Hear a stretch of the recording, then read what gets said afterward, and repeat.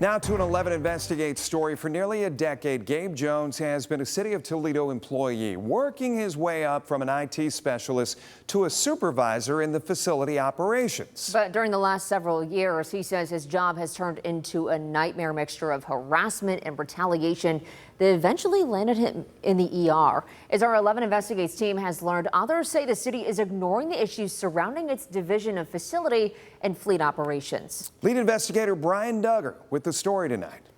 But when you have your own guys coming to you, calling you, coming to your house, sitting on your couch, pleading with you to do something, make a change, I think you take notice. Gabe Jones supervises skilled trades workers, maintaining more than 270 city properties. He says harassment issues began almost immediately when he started in Facilities Division in 2021, with the then manager James Lewis making inappropriate comments about Jones's wife, Shannon, the deputy health commissioner for Lucas County. He would actually make comments to her directly. Correct. I mean, can you? So my wife is in one of our city-owned properties. So that's one of the buildings that we would maintain. And so there would be a dialogue with my manager at the time and my wife, where he would, and at the time, I think she was acting as the director of facilities for her building as well. So those were normal phone calls. But what was not normal was when it would allude to sexual activity. And when you're talking about an elevator shaft and you take that sideways and you start making suggestions, one thing leads to the next, and my wife's calling me complaining. In March of 2024, he'd had enough. Jones filed a complaint with the city's Diversity, Equity, and Inclusion Department.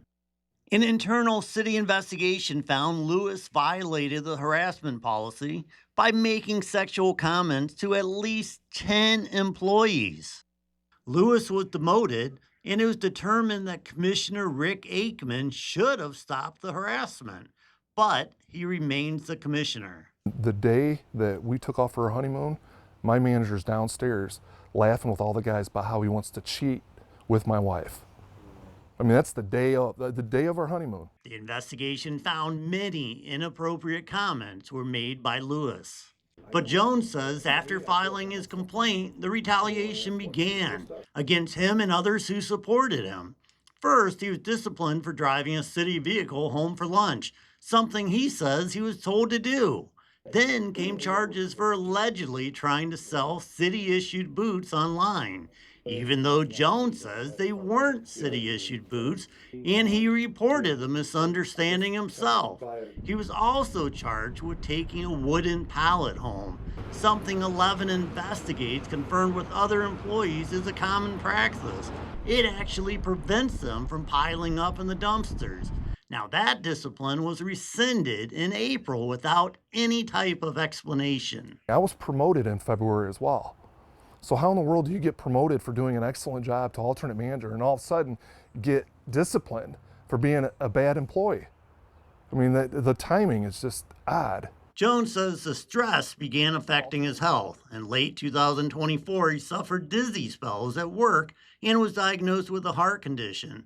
The final straw came when his new manager sent multiple critical emails to him the same day, one after the other, something confirmed by screenshots and by a witness who asked not to be named. When I was gone, off for a week, he laughed to him about it and told him I'd been hammering Gabe left and right with these emails. I don't know if that was shared to you, but he joked about it like it was a big joke. It was part of the whole scheme to get me out. He's been on medical leave since late April and is not currently being paid. The emails broke him, he told us. My heart started pounding. I started having all kinds of palpitations and dizzy spells that my workers witnessed me having a dizzy spell one day. That's when I knew something had to change. I can't die on this job. Now, Jones says he's not alone. 11 witnesses were involved in his initial complaint. 2 other employees told us there is a toxic culture, and one told us there seems to be a vendetta list. We reached out to the city for comment and asked to speak to Aikman.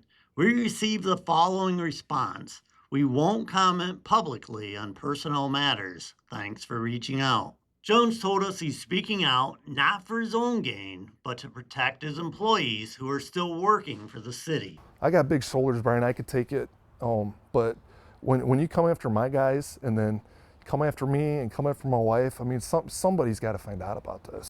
For 11 Investigates, this is Brian Duggar.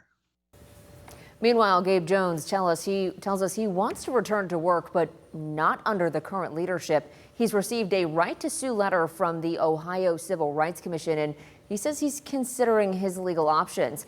As far as Shannon, she sent us a statement saying she fully supports Gabe's decision to come forward with this story.